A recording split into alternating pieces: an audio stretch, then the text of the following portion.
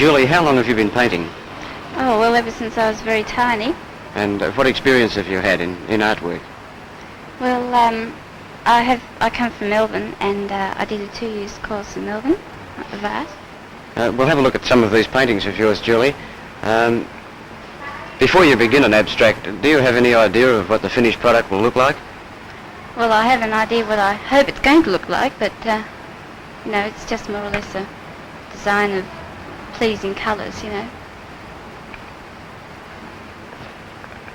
Julie, do you prefer abstracts to other forms of painting?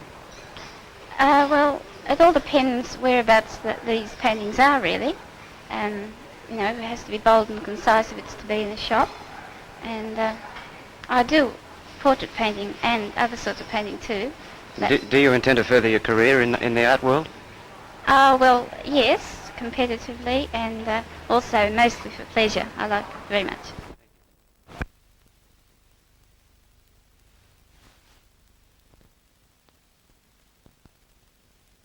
Mr. Reddy, how long have you been with the company? Oh, approximately 6 years. And where were you before then? I've worked in 3 branches, Stockton, Bullaroo and this one. And would this be the biggest store in the Newcastle district now? It would be the biggest suburban shop in the Newcastle district.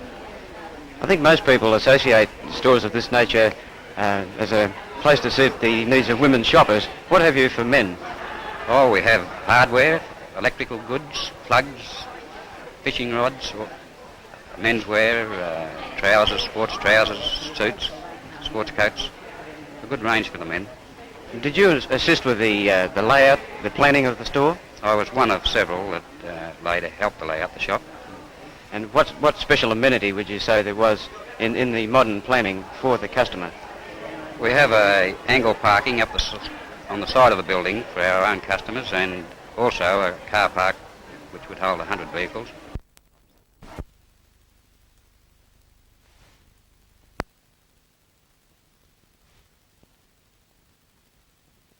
Ladies and gentlemen, for the very express purpose of having this branch opened in such an auspicious way by Mr. Boo. And at this stage I have very much pleasure in calling upon the Lord Mayor, and in doing so extend to him very hearty congratulations on receiving the re-endorsement of the people of this city in his successful recent election. At this stage, ladies and gentlemen, the Lord Mayor, Alderman Purdue, and I'd like him to respond to the welcome on behalf of the visitors. Alderman Purdue.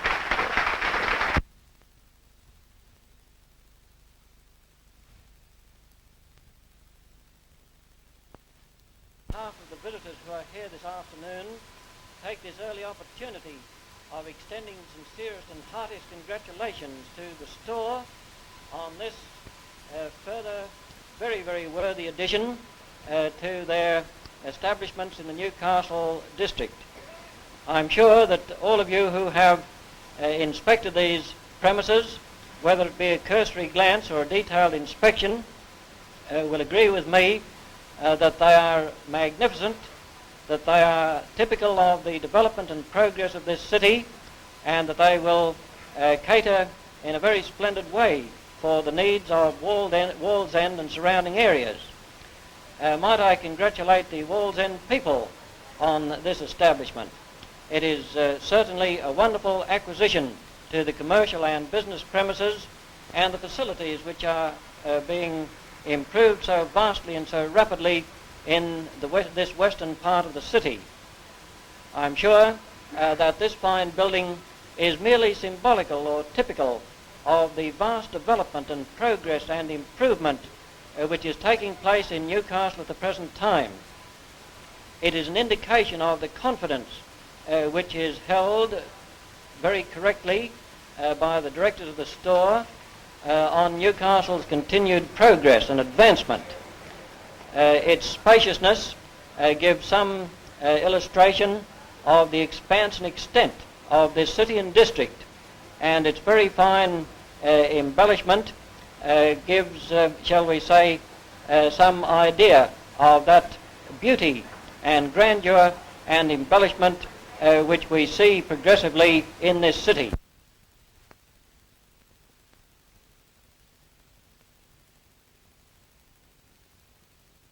Haddo, Mrs. Haddo, my Lord Mayor and Lady Mayoress, Mrs. McCartney, Alderman Neal, members of the board of the store, distinguished visitors and ladies and gentlemen.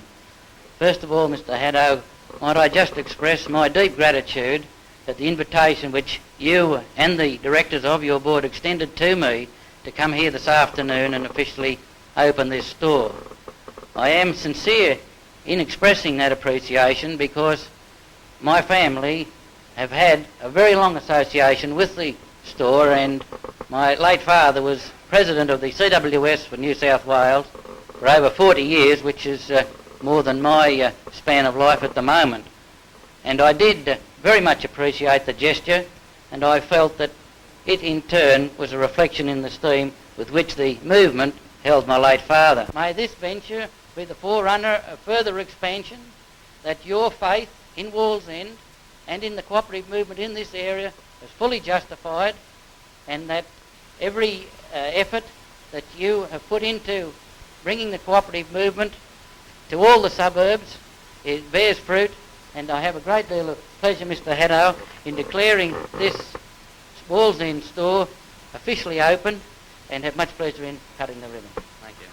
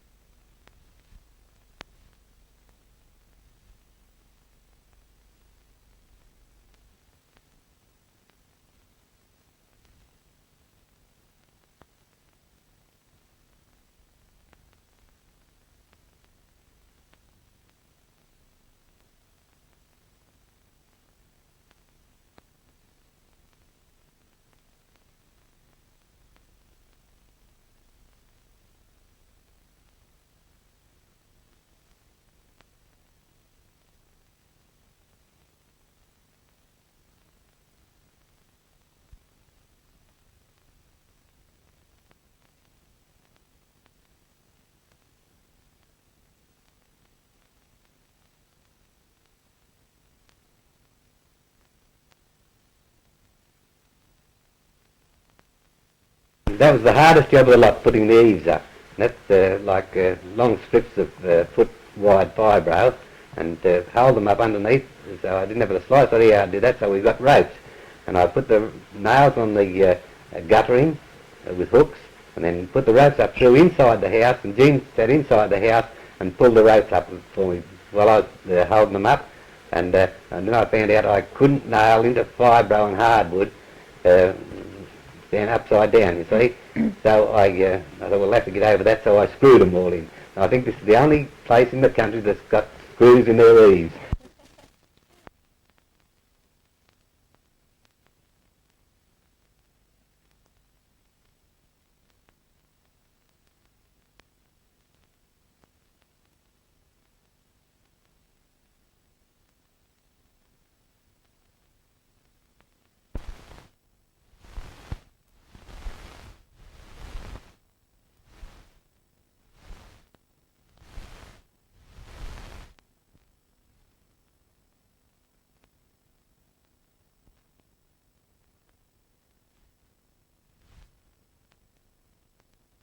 Well, I'm very interested in a little charity, the Disabilities Unlimited, and they supply free transport for all disabled people to hospitals and all that sort of thing. So if they've got jobs and to go to and they can't travel by public transport, they we supply them with vehicles, you see, which is would help them a lot. The average person can't afford to have a taxi, like if they're just on the pension. Roy's the Vice President and I'm on the Vice committee. President, James, Well, we have a lot of and we have a lot of social activities. You know, we car trials and parties, and generally enjoy ourselves, which is a good idea. You know, get together and always see people worse off than yourself. And what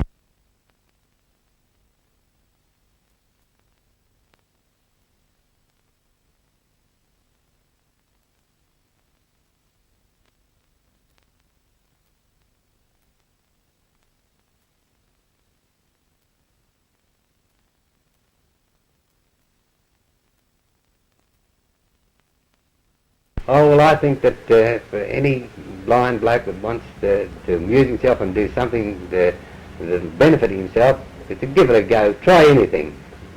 You can do all these things if you've got plenty of patience and you don't want a few sore fingers and that sort of thing. I often miss the nail, you know. And I think it's amazing what you can do if you really try, you know. And it's yes, trying. Most blind chaps are a bit nervous, like the starting the thing. But they'd all find out that once they got going, they'd conquer things like I have.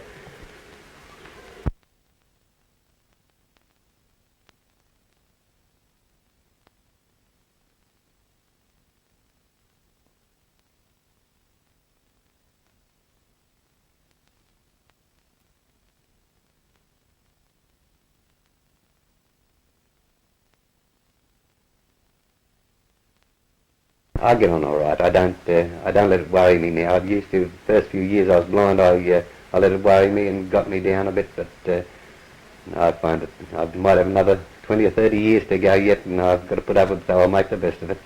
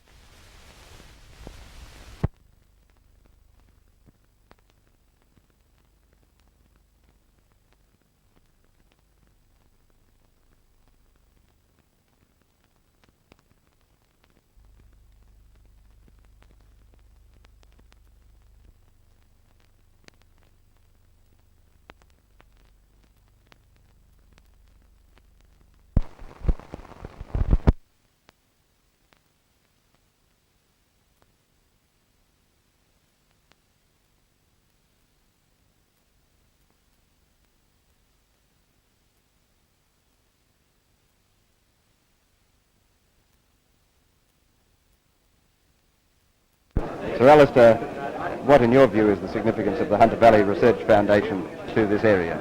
Well, I'm terribly interested in the work the foundation is doing, not only in relation to this area, but setting a pattern for national works in Australia of a similar nature, because the result of research here, much of that will be of great importance in the forward thinking for other great schemes that Australia must face up to in the next few years.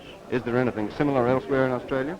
I understand not, because most of the places have their eyes on this foundation, looking to the work that is being done here to supply them with the basic information. Looking at this from the point of view of development nationally, what other parts of Australia are interested in similar ideas to this? Well, of course, you think immediately of the Great Vertigan River scheme in Queensland, and some of the other big irrigation schemes yet to be developed in New South Wales. And they are places that will be of great importance in future development, but of course will be based very largely on much of the work that has been done here. You see, the study of what happens when rain falls and waters run is of great importance. And up to date in Australia, there had not been up to the time of the Foundation's work in the Hunter Valley, there had not been a very intensive study in that direction. Of course, there's a great deal of research going on in a number of different fields now on the use and conservation of water, is there not? Oh yes, and that's most important that it should do. One of the great studies that will take place is the storage of water. And then, of course, what does one know? Perhaps with this ploughshare operation that we hear so much about in the atomic age, that may completely change the complexion of building dams and storing water.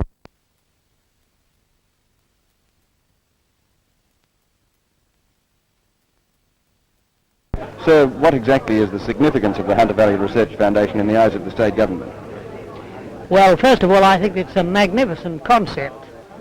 As you know, first inaugurated, I think, about 1958 or 59, but it started off in 1959 for the purpose of research into the potential of the Hunter River Valley, which also includes, of course, Newcastle, in which the state government is interested and, of course, is heavily subsidising the foundation and is cooperating in that financial burden with many of the big firms here in Newcastle and in the Hunter River district. But more than that, it has also the foundation, the cooperation, in addition to the state government, all the various instrumentalities, such as the CSIRO, the Atomic Energies Commission, the Electricity Commission, the Coal Board, the Water Conservation Commission, the industries, the heavy industries and the steel industries here at Newcastle, and the other industries, too numerous to mention.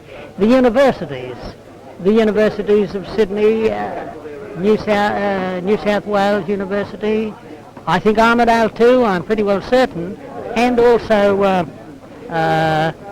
the University College here, no doubt. And they're all contributing the sum total, and they've got much to inquire into to increase perhaps the production of the rural industries here. They can also inquire into automation and, if I might say so, also into future needs, such as a future university and medical school here. You mentioned a future medical school, Mr. Sheehan. What are your personal views on the possibility of Newcastle having a medical school? Well, I think it will come. I personally am in favour of the third medical school being established at Newcastle. Since I've been Minister for Health, I've had a survey made after the second medical school was inaugurated and established as a result of the Murray Commission. I've had a survey made here, and there is the clinical material here which is missing from some other portions of the state, which would provide the nucleus of the third medical school. That survey showed completely that there are sufficient hospitals here to supply those needs, and in addition, of course, a very important matter for Newcastle would be that it could be associated with a closer study of those diseases that arise from the mining industry, and perhaps also the incidence of air pollution from the heavy industries and the steel industries in this area. And in your official capacity as Minister for Health, what can you do, or what are you doing? Well, I'm not in charge of universities as such. As a matter of fact, universities are not under my administration, but I have recommended that a third medical school be established at Newcastle. My personal opinion only, of course. The government doesn't necessarily accept the personal opinion of a minister. Otherwise, I'd be getting a lot more money for hospitalisation and hospitals even in the Newcastle area. I want more money if I can get it.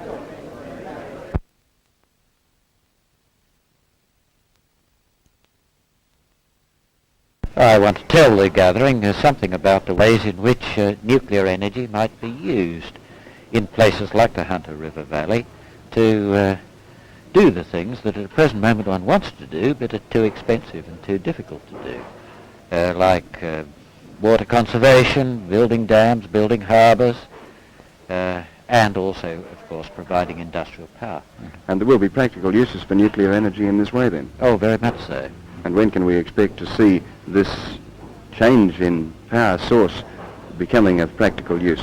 Well, it's already, of course, being used in some countries like Great Britain and beginning being made in Europe and in America. But I think it'll be some years, perhaps 20 years, as long as that, before it is significant in the Australian scene. So, Mark, you're from the National University in Canberra, of course, and some of us are not familiar with the exact function of that university. Well, the National University was founded about 11, 12 years ago as essentially a research university, a place where research was carried on and where people who were going to do research were trained. It has since had added onto it an undergraduate side, the School of General Studies, which is just like a normal university. And exactly what are your responsibilities at the university? Well, I'm responsible for what's known as the Research School of Physical Sciences, which contains astronomy, mathematics, theoretical physics, nuclear physics, geophysics, the physics of the Earth, and particle physics, the physics of these particles of which matter is made. No doubt in this age we live in we can expect some surprising developments in these fields. Oh, I think so. I think all of them will show surprising developments, particularly astronomy, I think, and geophysics. Why do you say particularly astronomy? Well, because the southern skies, which we have above us here, are virtually untouched by astronomers. All the large observatories in the world are in the northern hemisphere. And the southern skies, particularly the southern part of the Milky Way, which is the main part of the Milky Way, our own galaxy, the group of stars to which we belong, is visible only in the southern hemisphere. And also the two closest outside galaxies are visible only in the southern hemisphere. They're called the Magellanic Clouds and are rather near the Milky Way. And what plans are in hand then for further exploration of these areas? Oh, we're setting up a large extra mural, as it were, observatory near Coonabarabran in northern New South Wales, and to take advantage of a better climate than we've got in Canberra for observing the skies. There's too much cloud in Canberra. And we're also looking forward to great developments in astronomy in other parts of Australia. As a layman, why is it important to us that we should know about the stars and the things beyond the stars? Well, this is one of the things I hope to say something about this evening. You see, the stars are the most common form of matter that exists in this universe. Solid matter, such as we have on the Earth, is relatively rare. The study of the heavens of the stars gives us information about matter which we cannot get on Earth. And this is extremely important for the development of our knowledge of the way atoms and particles behave. So, Mark, we're very interested at the moment in Newcastle's university, or as it is at the moment, University College. In your opinion, how should this be developed? Well, I feel quite strongly that Newcastle ought to go all out for an independent university of its own, devoted entirely to technology. I'd like to see it called an Institute of Technology rather than a university, simply in order to keep the record clean, as it were, so there'd be no pressures upon it to develop into a full-scale university teaching everything from languages to medicine, say. And so, in effect, you'd do away with the arts faculties altogether at this university? Oh, no, not necessarily. I think they'd be there, but because I think that it is necessary in any institution of higher learning to have a leavening of these other subjects. So I'd like to see the main emphasis in a place like Newcastle on technology. A Newcastle Institute of Technology, which in time could become as famous as the Massachusetts Institute of Technology in the United States, as Caltech, in on the other side of the United States, or as the Technische Hochschule in Europe. Thank you very much.